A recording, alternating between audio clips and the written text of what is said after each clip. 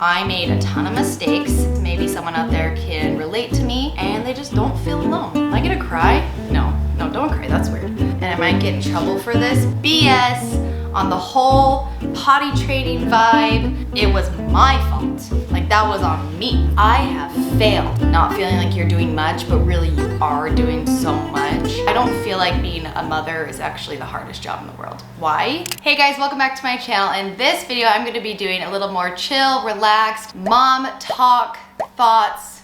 Haven't decided what I'm gonna call it yet. But I'm just gonna do like a mom thought series where I basically sit down, fold some laundry, and just talk about some thoughts that have been on my mind lately, things that I've been going through. So just a little bit of like a more real video to hopefully connect with some moms out there. Say like there's someone out there that is going through the same thing that I'm going through, or our thoughts are matching, we could talk about it, and just to connect a little bit more with my teeny little audience that I have. So if you think you could benefit from this type of video, then keep on watching. So yeah, I think that was a good enough explanation of what this is. I wrote down some thoughts in my notes on my phone because I didn't want it to be like too scatterbrained. And that's the thing about the videos that I make on YouTube. I want to try to make like quick, helpful, informational videos. So a lot of my videos, I'm editing them heavily. I'm trying to condense them down as much as I can. You're not getting like the authenticity of my ums and when I say like and when I sit here and I lose my train of thought a ton of times. So in these types of videos, I'm going to try to do that a lot less to show you guys just a little bit more of my like authentic self. And I did write some notes down like I do with all my other videos. This one's just gonna be a little bit more like low key. I just don't wanna go off my train of thought too much. So that's what we're gonna be doing. And then I will fold laundry and try to kill two birds with one stone. I hope you guys like videos like this. I personally do. I love watching moms sit down and just talk about real things that they're going through and fold laundry. I don't know why, but these are the types of videos that I personally watch, so I hope you like this one. What are we gonna talk about first? Okay. Oh, okay, wait, hold up. First, let's talk about why I'm on the floor. Our bed is on the floor. Our bed frame broke. Yep, bed frame broke.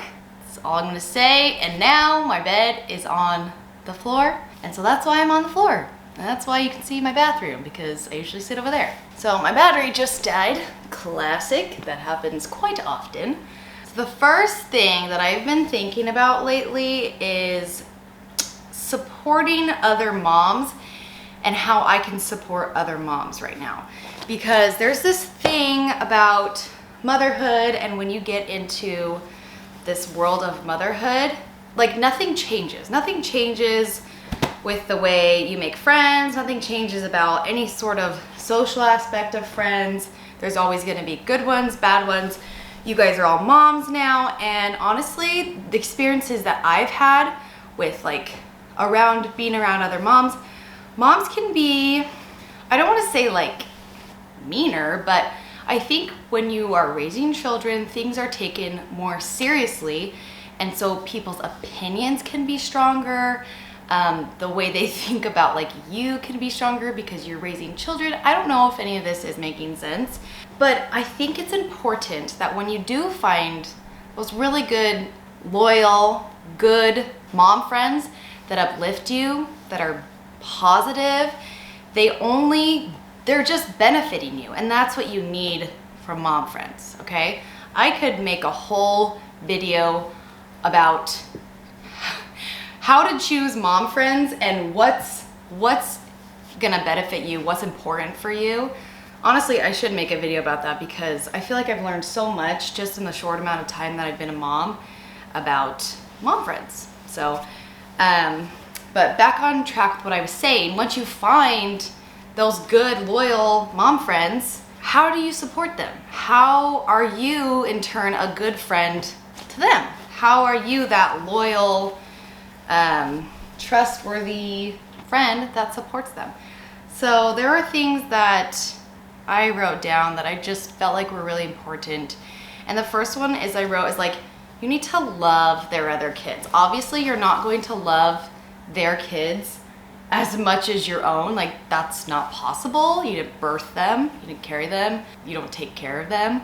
So try to love their kids as much as you can. And for me, it's like, listen to the mom when they're talking about their kids. Listen about their kids' struggles, their likes, their dislikes, so you can get to know this child and to love them. And I think that that's really important with other moms, because in turn, to my next point, is try to babysit for other moms' kids. I know it's hard.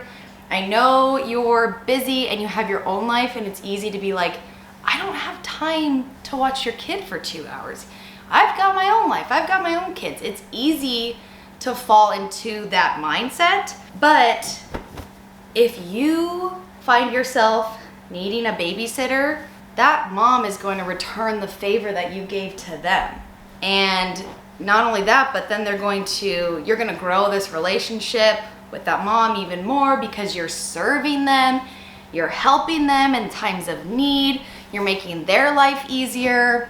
So that's something that I thought of as well, is just loving their kids and serving them by watching their kids, like, anytime you can. Oh, on the topic of listening, I wrote down, like, listen when moms talk about their talents and strengths. Being a good listener is so important to being a good friend. When someone is talking about their life and their struggles, I read advice somewhere one time that it was like, someone tells you something about them or about their kids or whatever it is, you ask them 2 questions after they say something to show that you're truly listening and engaged and interested in what they're saying. So if someone tells you something, challenge you to ask them 2 questions about what you're talking about. And it just shows that you're really listening, you're getting more information, and it's also gonna help you remember what they said. And I've noticed that helped me a ton. Look at this. This guy was Charlie Brown for Halloween. Too cute. Too cute. All right, the last couple things that I wrote down is go to their events, like whether they're having a party or a kid's party, just try your best. I understand, like, you get sick, things happen, you're on vacation, try your best to support them in those situations with events, with their kids' things. If they invite you, try to go, try to make time for that. And then I said, try to stick to your word. That's another one, is like, if you say like, hey, I'm gonna watch, can you watch my kids next week? Or could you bring me dinner? Whatever, try to stick to your word and try to do it, because that shows that you're a loyal, trustworthy person and you can be there for when they need you. So I think that's really important. And then I wrote serve them, obviously, because any way that you feel like you could serve someone, especially other moms, your friends, but serving other moms and trying to be, basically, you're just trying to be like Christ. You're just trying to serve them and love them and care for them like Christ would. And I really do think that people see your actions and they remember them. And they will say, oh, this person is a good friend because they blank, blank, blank. So try those things, try to support other moms. I'm really trying to, because I feel like it's really important. Being a mom is, I actually don't think being a mom or being a mother is the hardest job in the world. And I might get in trouble for this, but I mean, I don't have a hater yet, so let's, maybe this will bring me a hater, but I don't feel like being a mother is actually the hardest job in the world. Why? Because you get so many benefits, so many blessings, and so many amazing, amazing moments from it. Am I gonna cry? No, don't cry, that's weird. Don't cry, that's weird, Liz, don't cry. Something you don't know about me, I'm actually a very emotional person. I cry all the time. I cry in movies. Max makes fun of me, but I'm a crier, I really am. But yeah, I don't think being a mom is the hardest job in the world because all the things that you get in return. I think there are a lot of people who work 40+ hours, hard labor jobs, 7 days a week, and they do not get the benefits or blessings and rewards that I get as being a mom. It's hard. I'm not saying it's not hard, but maybe you get what I'm saying. what's the next thing we're gonna talk about? The next thing on my mind is I wanted to like revisit my healthy habits video. So I did a healthy habits video, I sit on the bed, and I just basically talked about 5 or 6, can't remember, healthy habits that I was currently working on.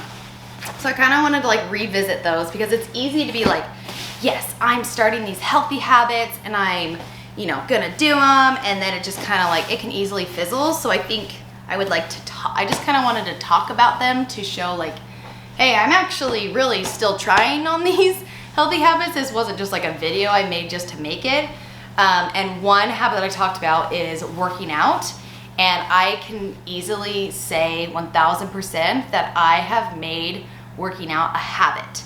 And in that video I talked about like, I used to go to the gym to be skinny. Like that was the goal, that was my motivator.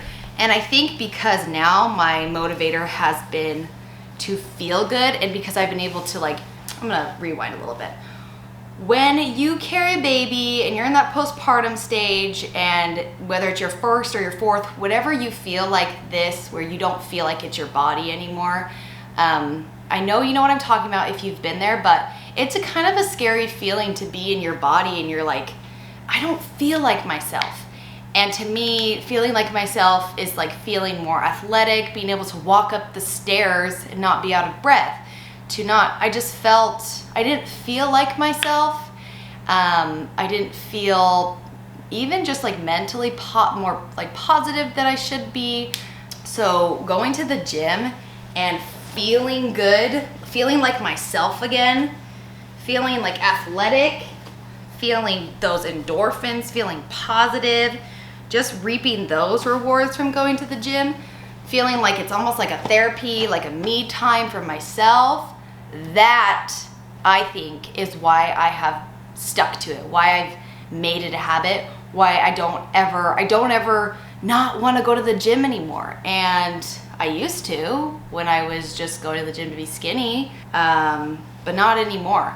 And so now a habit, so I can check that off. I am proud of myself, and I think it's good to feel proud about yourself and to vocalize your accomplishments. You're not bragging. You're accomplishing a goal. Like, be proud of yourself and don't be embarrassed, don't be ashamed, whatever. You can be proud of yourself and vocalize when you do something good. Like, great. The habit that I have not done as well on is the 80-20 diet and my relationship with food. I feel like it's been the same. It hasn't been any different. So that's kind of what I'm working on right now. So now I can check that working out one off. That's a habit. I love the guides that I'm doing. They're amazing. But the 80 in the kitchen. In the kitchen is where I'm kind of struggling right now. The 80-20, my relationship with food and not putting, specific foods on a pedestal, making sure I'm not restricting. I don't feel guilty. I still follow that Instagram account called Almond Milk is Nuts. She gives so much good information, and it's really good for me to follow her because she posted this thing about Halloween candy, and Max and I indulged for not one night.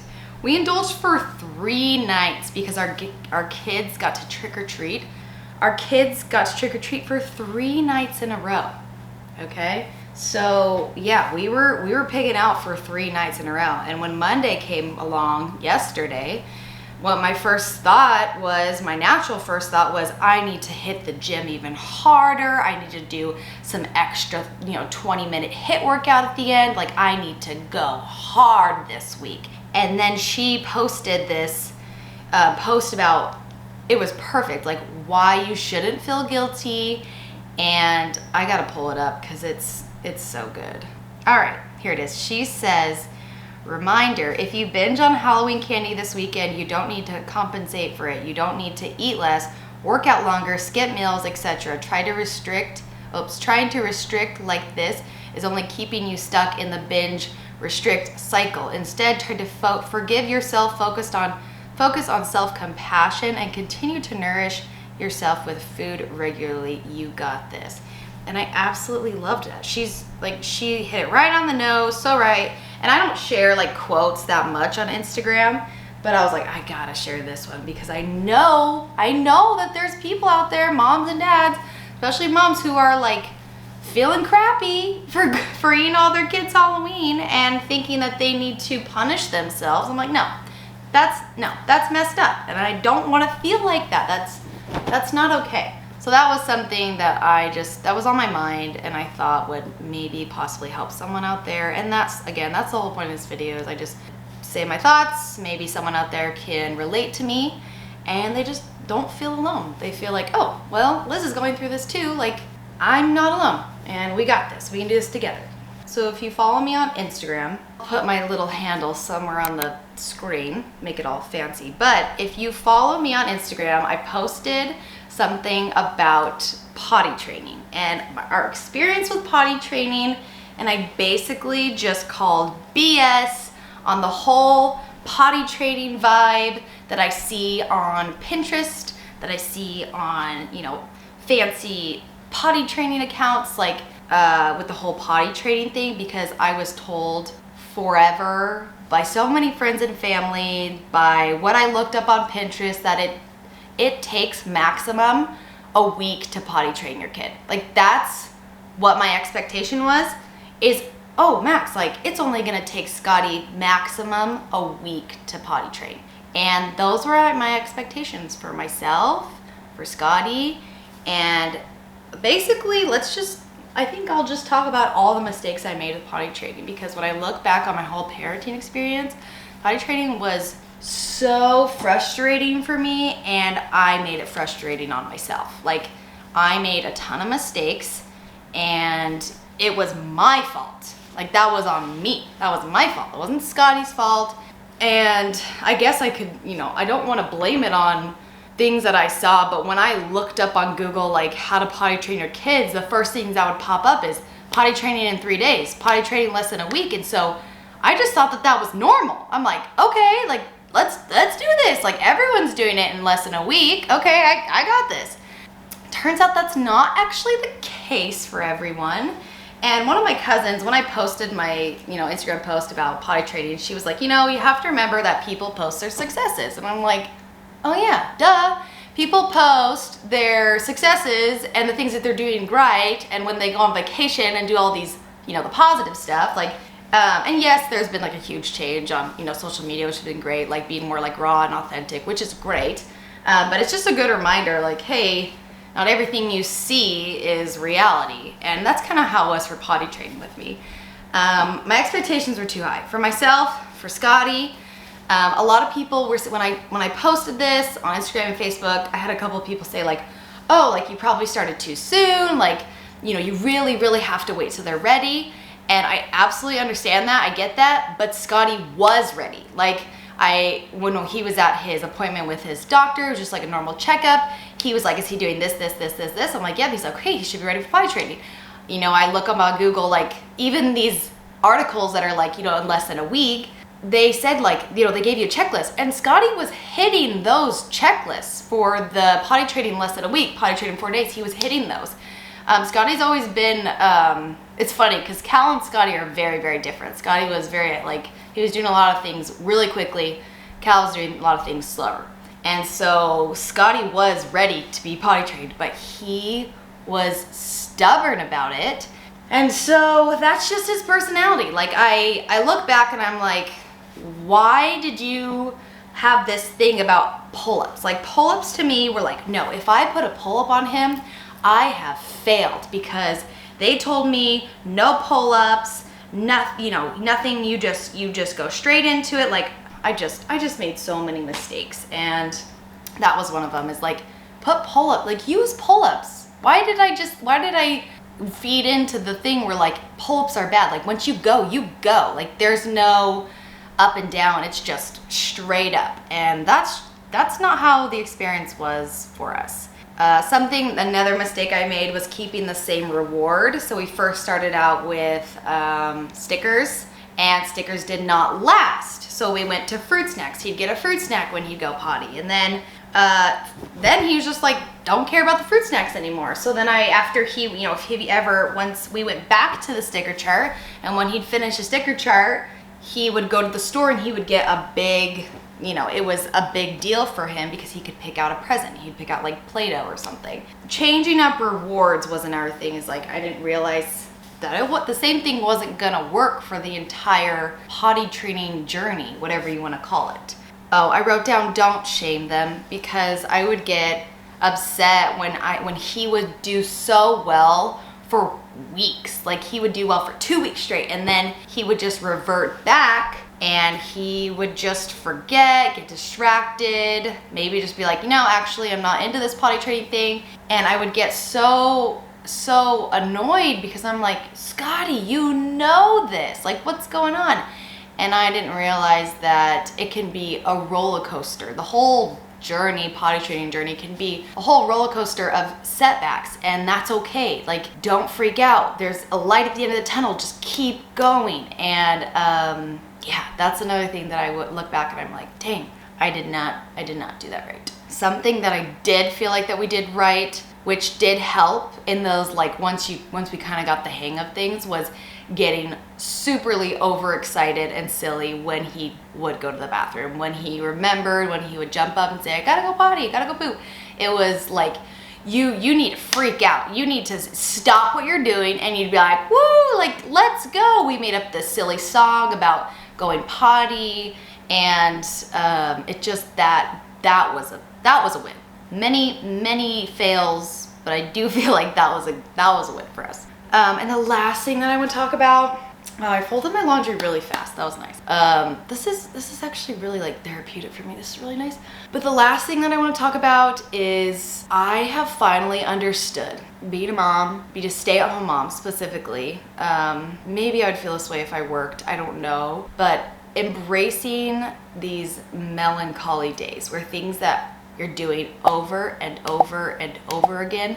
I think I might have talked about this in my habit video, but I don't remember. You are going to be doing things, especially if you're a stay-at-home mom. I'm sure this is how it is at work too, but my YouTube channel is specifically towards like stay-at-home moms at work too, but anyone that's like home, I feel like that's who I can kind of relate with more, and they're getting a little bit more help from my videos. Days are so repetitive and days are very melancholy. You're doing the same exact thing every day, over and over and over, doing the same exact thing, you know, once a week, whether it's like the cleaning or with the kids. It's very repetitive, and I'm being repetitive saying that it's repetitive, but I finally feel like I've realized that you can be grateful for those, and there's ways that you can be grateful that you're here and you're doing these things, melancholy things, for your kids over and over, and for yourself, for your husband, for your family, you know, whatever it is. But doing nothing, another thing I want to talk about is like doing these things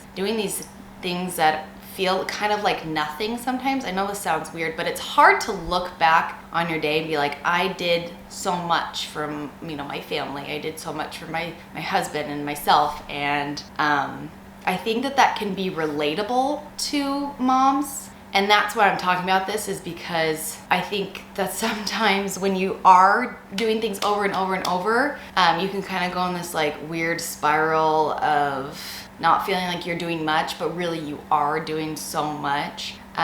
So just know that if you feel like you are doing repetitive things, I don't want to say nothing because that doesn't sound right, but I'm doing these things too. So many other moms are doing these things too, over and over, and just trying to turn it into like a positive. If you do feel like, you know, it's a negative thing, if you do feel down about it, I just say to myself, you know, I'm glad and I'm grateful that I'm able to do these things every day. I'm glad that I'm able to be here with my kids, change the laundry 3 times a day, start the dishes twice a day, laundry, changing their diapers 10 times a day, like just these things that you're doing every day, multiple times a day. Try to find a way to be grateful for them and realize that you're not alone.